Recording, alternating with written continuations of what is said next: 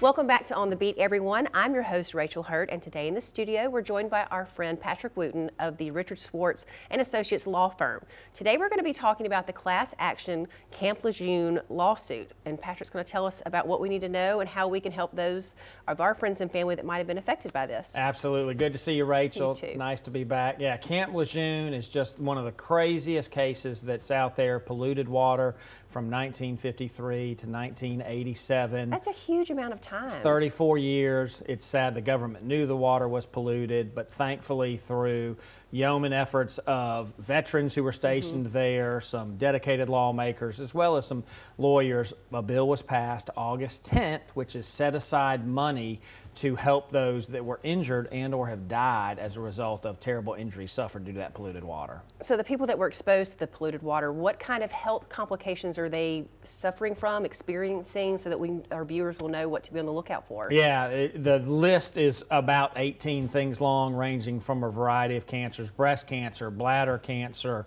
adult leukemia, just it goes on and on. And then more so, it's a lot of pregnant women, had birth defects, had miscarriages. Those are also claims that could be compensable under the act that was passed by Congress and signed by President Biden on August 10th. Interesting. I just can't imagine. Is there a certain type of criteria that the individual has to have a case? It is. This is a case that's really unique. You have to have been at the base for 30 days, but it's not 30 days consecutive during that 34-year period. So it's not only veterans who this applies to, it's their family members, because if your dad or mom was stationed at the base and you were a child or a spouse, well, you're going to meet that time. You could work at the base, a DOD civilian, you know, a contractor who had to come onto the base because you worked for a plumbing company around there or an air conditioning company and were doing repairs on base housing or other buildings on base, and you had repeated visits to the base and drank the water. You could have a claim. So they think it's about 1 million people who were potentially exposed to the polluted water. Oh,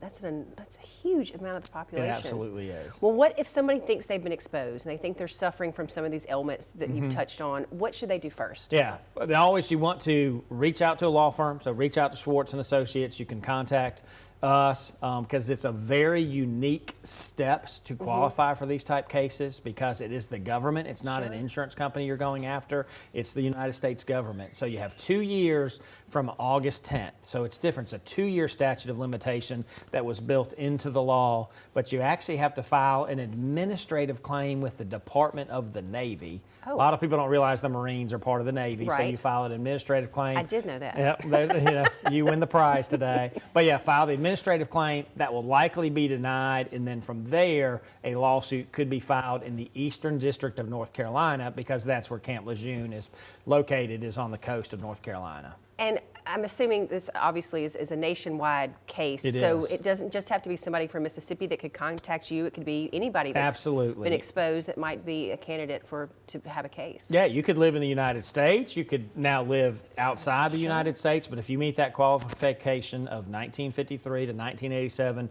there for more than 30 days or more, you know, at any time, add up your days, and then have one of those qualifying diseases, you absolutely might have a case.